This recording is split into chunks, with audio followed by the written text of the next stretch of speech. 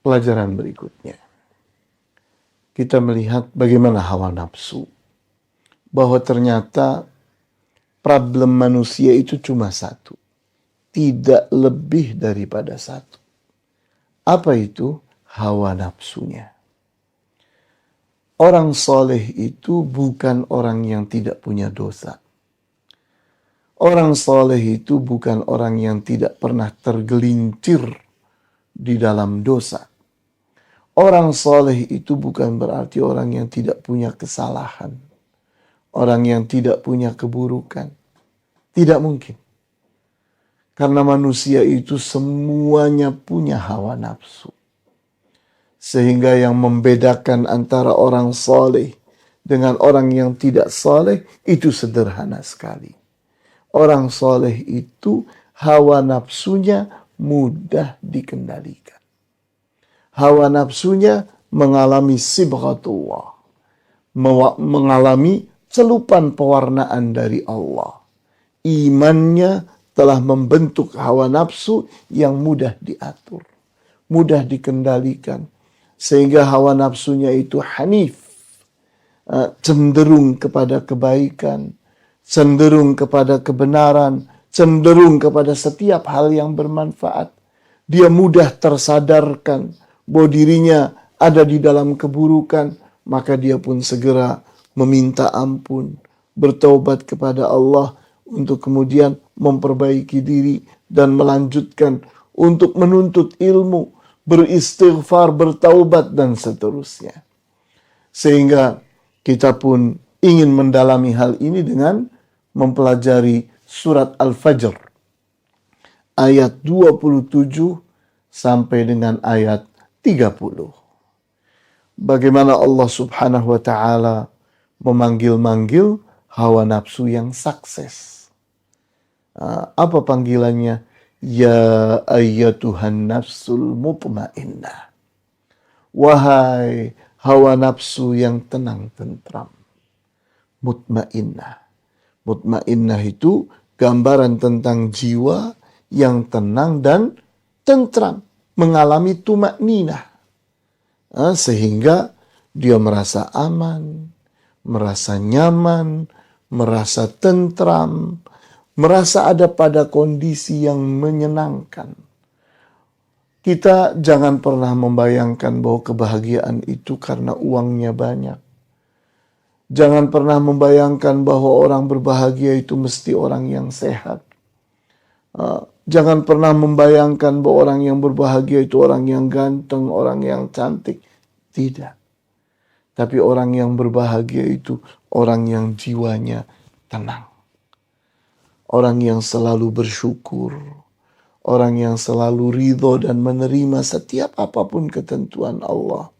Orang yang selalu bersabar terhadap apapun yang terjadi. Sehingga dia ada pada kondisi mampu mengendalikan hawa nafsunya.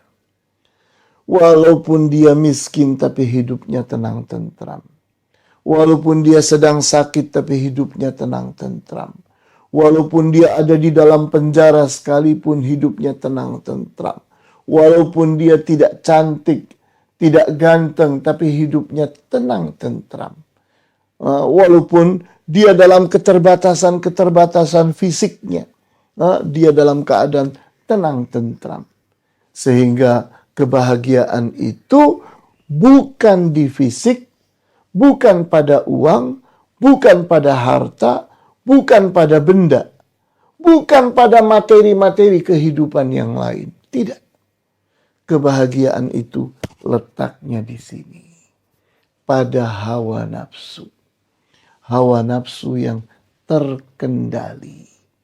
Hawa nafsu yang mudah diatur. Sehingga berikutnya Allah pun menyambut hawa nafsu yang mutmainnah tadi.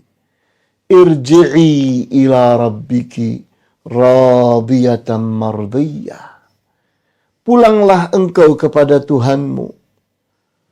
Radiyatan, engkau ridho kepada Tuhanmu. Mardiyah, Tuhanmu ridho kepadamu. Disinilah manusia mendapatkan husnul khatimah. Ditandai dengan apa? Saat meninggal dunia, dia dalam keadaan mampu mengucapkan La ilaha illallah. Karena Rasulullah SAW bersabda, Man kana akhira kalamihi La ilaha illallah dakhalal jannah. Barang siapa yang akhir ucapannya adalah La ilaha illallah, dia masuk surga. Ini tanda bahwa Allah ridho kepada dia. Dan dia ridho kepada Allah. Itulah husnul khatimah. Penghabisan yang baik. Maka pada saat itu dia pun meregang dan melepaskan nyawanya. Kemudian fadkhuli fi ibadi. Masuklah engkau bergabung kepada para hambaku. Di mana setiap nyawa itu akan dipisahkan oleh Allah. Nyawa yang baik-baik akan berkumpul bersama nyawa-nyawa yang baik lainnya. Nyawa yang buruk, nyawa yang jahat akan berkumpul dengan nyawa-nyawa yang buruk, yang sejenisnya, yang jahat-jahat, yang serupa dengannya.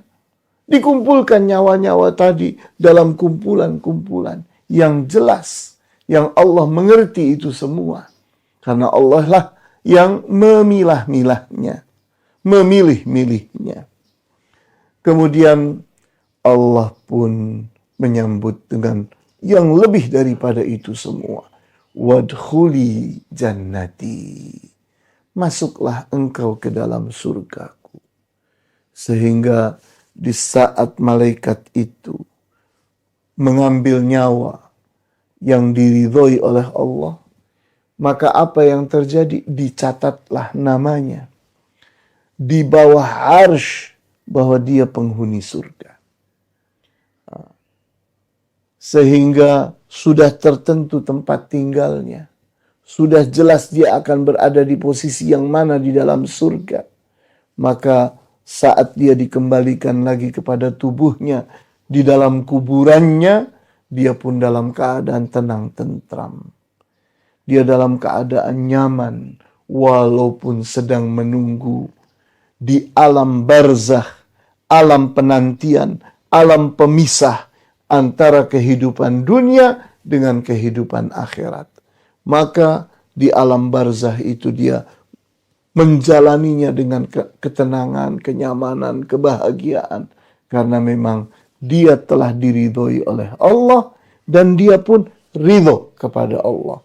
Dia pun selalu memandang kepada posisi dia di surga, tempat tinggalnya di dalam surga. Itulah kenikmatan yang dahsyat, kenikmatan yang tidak akan dirasakan oleh orang yang tidak mampu mengendalikan hawa nafsunya.